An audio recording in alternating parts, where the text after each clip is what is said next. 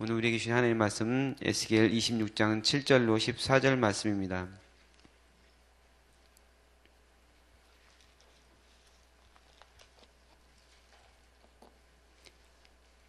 에스겔 26장 7절로 14절 말씀 구약성경 1190페이지에 있습니다.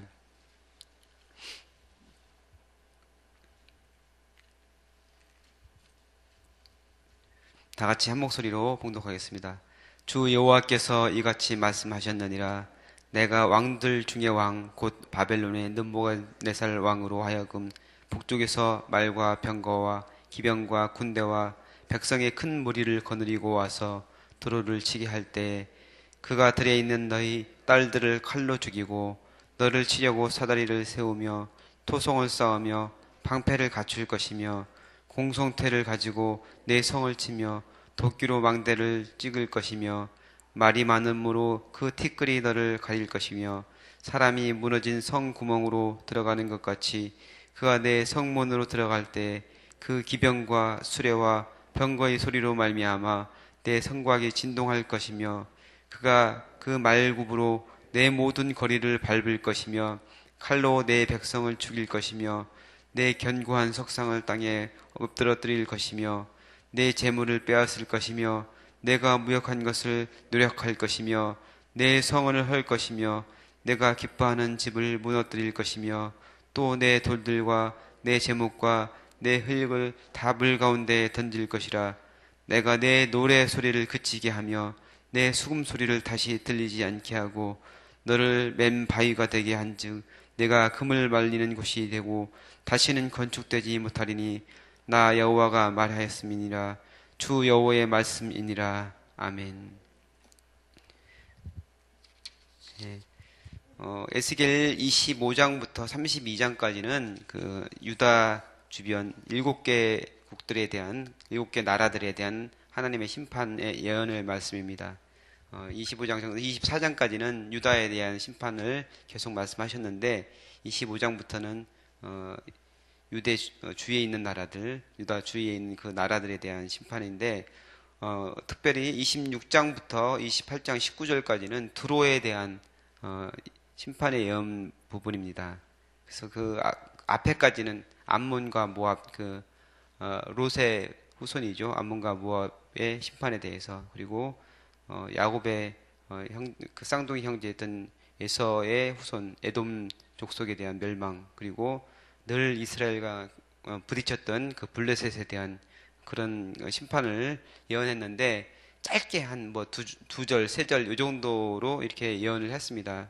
뭐 길어봤자 다섯, 여섯 절 이 정도 예언을 했는데 두로에 대해서는 몇 절을 하느냐 무려 76절에 걸쳐서 두로의 멸망에 대해서 예언을 해요. 그만큼 두로가 대단한 나라였고 그 위상이 이 당시에 얼마나 컸는지 알 수가 있습니다.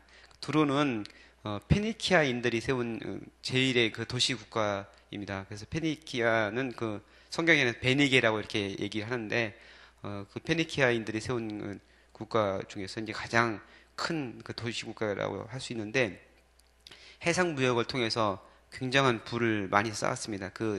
지리적 여건이 무역을 하기에 굉장히 좋은 그런 여건을 가지고 있었어요. 그래서 그 주변 나라들과 무역을 해서 부를 굉장히 많이 쌓았고 풍부한 부를 소유하고 있던 나라가 바로 두로입니다. 성경에 보면은 그 다윗과 솔로몬 시대에 두로 왕 그 히람과 이렇게 우호 관계를 유지했던 것을 볼 수가 있습니다. 그래서 솔로몬 시대 그 히람 왕이 레바논에 있는 백향목을 예루살렘 성전을 건축할 때 보냈던 것을 우리가 볼 수가 있습니다. 그만큼 많은 그 주변에 있는 나라들과 무역을 했고 또한 가지고 있는 그런 것을 가지고 부를 많이 쌓았던 것을 볼 수가 있습니다. 그리고 적들의 침략을 막기 위해서 국방을 튼튼하게 그 주변에 성을 쌓고 그다음에 요새를 세우고 이렇게 튼튼히 했고 군사도 많았던 그런 나라입니다. 그리고 그 막강한 군사력을 가지고 주변에 있는 그 작은 나라들을 침략해서 식민지로 삼기도 했습니다. 그리고 정치가 굉장히 발달했던 나라, 그리고 문화가 많이 융성했던 나라가 바로 두로입니다. 우리가 알고 있는 그 알파벳도 사실은 그 두로 이 사람들, 그러니까 페니키아의 사람들이 처음에 만들어서 그것을 이제 헬라 사람들에게 전해주고 또한 그것이 또 로마로 이제 이어지고 지금 우리가 쓰고 있는 그런 알파벳들이 바로 그 페니키아인들이 만든 것이라고 합니다. 그만큼 얼마나 문화가 발달했고 지식이 많이 발달했는지 알 수가 있습니다. 근데 이제 드로라는 나라는 두 개의 지역으로 이렇게 그 도시가 크게 두 개로 나눠져 있는데 하나는 해안에 있는 그 도시 국가 그리고 또는 거기서 떨어진 약 그 0.8km 정도 떨어져 있다고 그래요. 근데 그 바위섬으로 되어 있는 그런 도시 그 두 성읍을 합해서 두로라고 얘기했다고 그래요. 그래서 바위섬이 거기가 이제 중심인데 그곳은 쉽게 정복할 수 없는 곳이에요. 그 섬이 있다 때문에 거기를 이제 정복하기 위해서는 해상 군사력도 있어야 되고 그다음에 거기를 오랫동안 공격할 수 있는 그런 힘이 있어야 되는데 그게 쉽지가 않았던 거예요. 그래서 북이스라엘을 멸망시킨 아수르가 드로를 정복하려고 5년 동안 그 공격을 했는데 그 육지에 있는 그 도시는 점령을 했지만 그 바위섬 거기는 5년 동안 공격을 했는데 결국에는 그 점령하지 못했다고 합니다. 그만큼 지리적으로 굉장히 좋은 위치를 가지고 있었던 나라가 바로 이제 두로였습니다. 근데 이 두로가 멸망하게 된 그 이유에 대해서 26장에 보면은 이렇게 말씀을 하고 있는데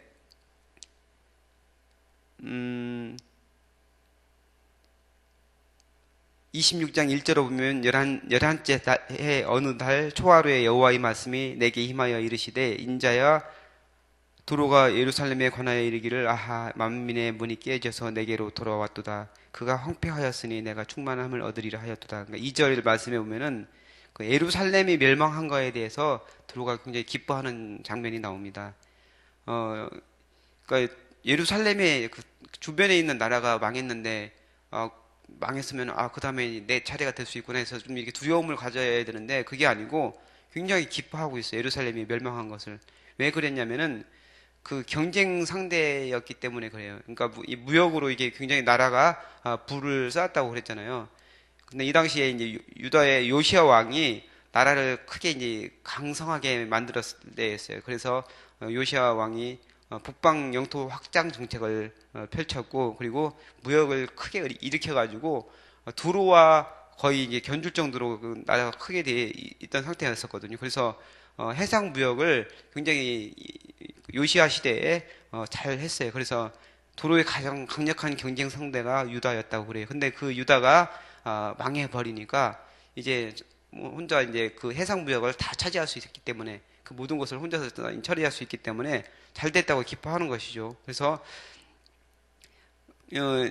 이제 그 경쟁 상대가 없어졌기 때문에 이제 그 모든 부를 그 두로가 다 차지할 수 있겠다고 생각했기 때문에 좋아했는데 하나님께서는 이것을 좋지 않게 여기신 겁니다. 그래서 우리가 다른 사람의 아픔, 다른 사람이 잘못되는 것을 기뻐하는 그런 수가 있잖아요. 속으로 뭐 고소해야 하는 수가 있는데 이것은 좀 좋은 것이 아니죠. 우리가 이제 더불어 살아가는 것, 주위에 있는 사람들하고 더불어 살아가는 것이 중요한데 나의 이익을 위해서 다른 사람이 어떻게 됐든 말든 그냥 그것을 좋게 생각하는 것, 이거는 하나님 앞에 옳지 못한 것이라고 얘기할 수 있습니다. 그러니까 도로가 심판을 받게 된 이유가 바로 그 예루살렘의 멸망을 기뻐한 것이야 이렇게 말씀을 하고 있습니다. 그래서 이제 도로가 결국에는 멸망을 당하게 되는데 여러 나라들의 군사적인 공격을 받게 돼요. 파도가 덮쳐오는 것 같이 공격을 할 것이다 이렇게 표현하고 있는데 그래서 이제 두로는 어떻게 생각을 했냐면 유다만 없어지면 내가 이 모든 것을 다 갖게 될 것이라 이렇게 생각했는데 오히려 다른 여러 민족들이 그 두로를 공격하고 또 심판을 당하게 됐던 것을 볼 수가 있습니다. 하나님께서 두로에 대해서 직접적으로 내가 두로를 대적하리라 이렇게 표현이 있거든요. 3절 말씀에 보면 그러므로 주 여호와께서 이같이 말씀하셨느니라 두로야 내가 너를 대적하여 바다가 그 파도를 굽이치게 함같이 여러 민족들이 와서 너를 치게 하리니 이렇게 말씀을 하고 있습니다. 그러니까 유다만 없어지면 내가 모든 것을 다 가질 것이라 생각했는데 오히려 다른 여러 민족들이 와가지고 두로를 쳐버리고 하나님께서 그 두로에 대해서 직접적으로 심판하시라 이렇게 말씀을 하고 있습니다. 그래서 아무리 강한 군대, 아무리 천의 요새를 가지고 있었더라도 그것이 의지할 대상이 아니라는 거예요. 자기 그 나라가 튼튼한 나라, 그 섬에 있고 그다음에 국방을 튼튼히 해서 튼튼한 나라라고 생각을 했는데 결국에는 심판을 당하게 되고 멸망하게 된다는 그 사실을 우리는 알 수가 있습니다.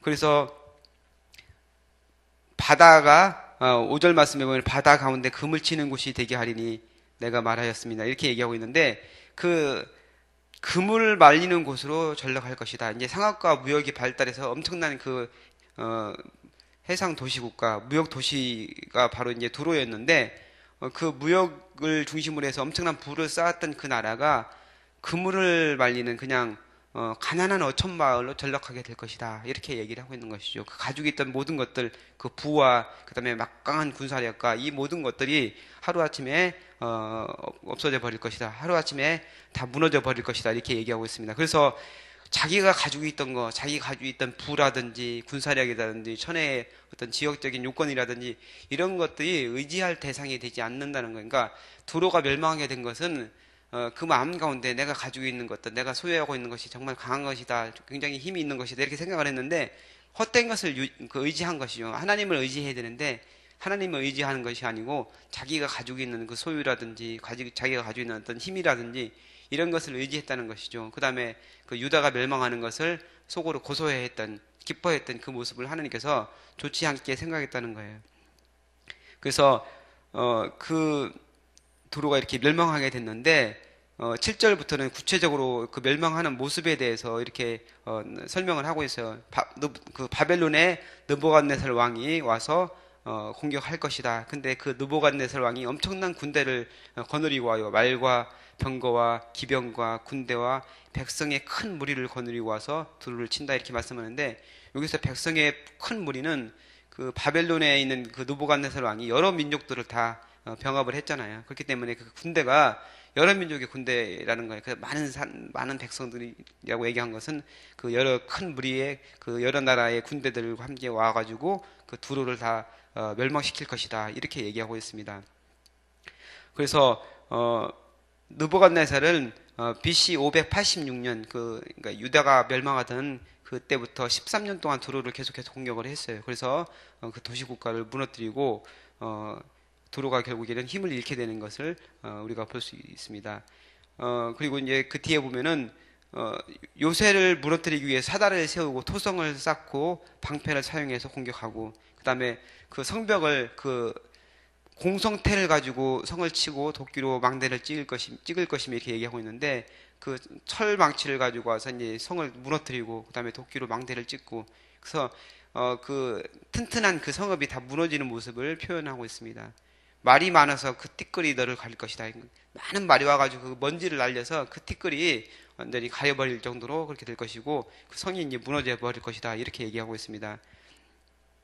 그리고 이제 그 성이 무너지면 그 속으로 들어가서 말이 그 무너진 그 성읍에 들어가서 완전히 짓밟을 것이다. 이렇게 얘기하고 있습니다. 그리고 그들이 11절 말씀을 보면은 그가 그 말굽으로 내 모든 거리를 밟을 것이며 칼로 내 백성을 죽일 것이며 내 견고한 석상을 땅에 엎드러뜨릴 것이며 이렇게 얘기하고 있는데 견고한 석상은 그 이들이 섬기던 그런 우상을 얘기하는 겁니다. 그래서 의지하였던 그 우상도 완전히 엎어버리고 땅에 엎드려뜨릴 것이고 그래서 그 전쟁으로 인해 그 강한 느부갓네살 왕이어서 완전히 짓밟아버리고 완전히 멸망하는 모습을 오늘 담고 있습니다. 그래서 오늘 말씀에서 우리가 알 수 있는 것은 우리가 의지할 대상은 하나님입니다. 우리가 가지고 있는 것 아무리 강한 것 아무리 많은 부를 소유하고 있더라도 그것이 결코 우리에게 힘이 될 수 없다는 사실. 세상을 살아가는 데는 어느 정도 힘은 될 수 있을지 모르지만 하나님께서 그 두로를 멸망하시기로 작정을 하니까 그 모든 것들이 아무런 쓸모가 없다는 것을 같이 살펴보았습니다. 그래서 우리가 주님 앞에 주님만을 의지하고 주님의 은혜 가운데 우리가 살아간다는 것을 우리가 고백하는 우리가 되기를 원합니다. 같이 기도하겠습니다. 하나님 감사합니다. 오늘 우리가 두로가 멸망하는 모습에 대해서 같이 살펴보았습니다. 그 마음 가운데 교만이 있었고 또한 유다 나라가 멸망하는 것을 속으로 기쁘게 생각했던 좋지 않은 마음을 가졌던 것을 우리가 살펴보았는데 그 모든 것이 결국에는 나라가 멸망하는 것으로 결론이 났다는 것을 우리가 알 수 있습니다. 우리가 마음 가운데 주님을 바라보게 하시고 주의 말씀 가운데 온전히 서게 하시고 주님의 마음으로 세상을 살아갈 수 있는 저희들 될 수 있도록 인도하여 주옵소서. 오늘 하루도 주님과 동행하며 주님의 기쁨이 되는 사랑하는 성도들 될 수 있도록 축복하여 주옵소서. 감사드리며 예수님의 이름으로 기도합나이다. 아멘. 오늘 같이 들으실 공동기도문 말씀 3운동 온세계 선교입니다. 성경의 중심 가르침 말씀 3운동 온세계 선교의 비전은 주님이 말씀상 공동체 성낙성결교회에 주신 명령임을 묻습니다. 이 소명을 사명으로 받아 순명하여 이루도록 우리를 이끌어 주옵소서.